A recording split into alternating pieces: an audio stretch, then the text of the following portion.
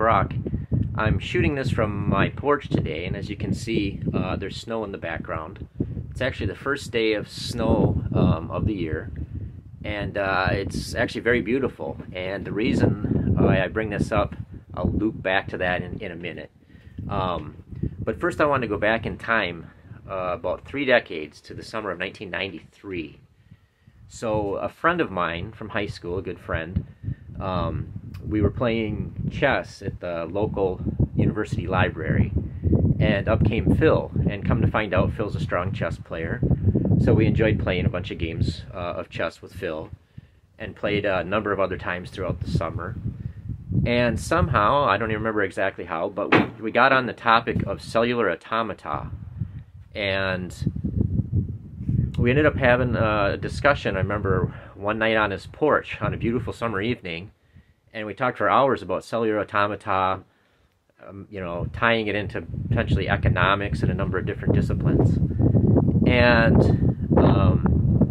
then I'll fast forward to today, and the reason I mentioned the first snowfall of the year is that right now I'm able to see it as beautiful.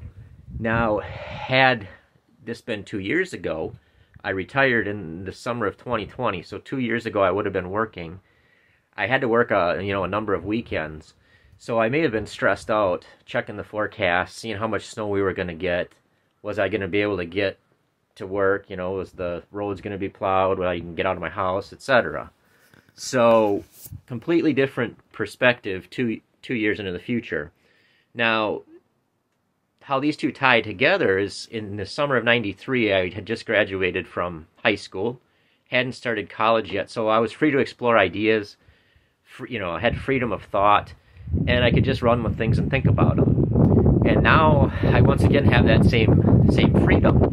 So, one thing you kind of learn is the system kind of ties you down, grinds you down, and you're just trying to make it through the day. If you're had a certain aptitude for the sciences, you get pushed into STEM fields, and you're kind of consumed by the system.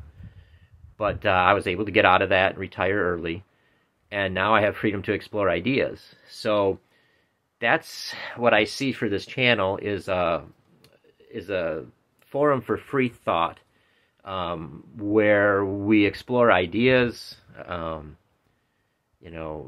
listen to people, look at people's ideas regardless of their credentials. Because when we first were discussing the cellular automata, if we had done that to academics, or we would have been laughed out of the room. But come to find out, 10 years later, Stephen Wolfram, one of the best scientific minds of our generation, or of our lifetime, he wrote a long book called A New Kind of Science, and he touched on some of our ideas, albeit at a much deeper level. But the idea was very interesting when we talked about it.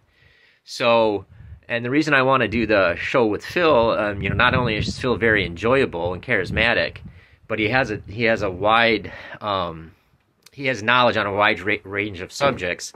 And what I think is more important than that is he doesn't anchor himself to one point of view. So, he takes what he if somebody has an opposing view from him, or if it doesn't line up with what he thinks is correct, he won't be trying to correct that person. He'll just learn what he can, and just kind of, carry that knowledge forward. So that's basically what we want from the channel: open forum, freedom of thought, not be tied down to people's academic credentials, and just be open-minded when we explore ideas. And, we may scratch the surface on some ideas. If they're very interesting, then we may dig into more depth on the idea. And I guess because it's America, everybody, first thing I always ask, well, what do you do for a living? What's your background? So just, I guess, me, I went to the University of Wisconsin, Madison, and Phil was in graduate school there at the same time, so we had many interesting chess battles during that time. But we kept in contact for the last 3 decades, I guess it would be. And so I graduated pharmacy school in '97. law school in 2000, and then I retired, I guess. I graduated from the grind, if you want to think of it that way, in the summer of 2020 when COVID started hitting full force. I figured it was a good time to retire from healthcare. So we look forward to the show and whatever areas that takes us and whatever lines of thought and discovery we go on. Thank you.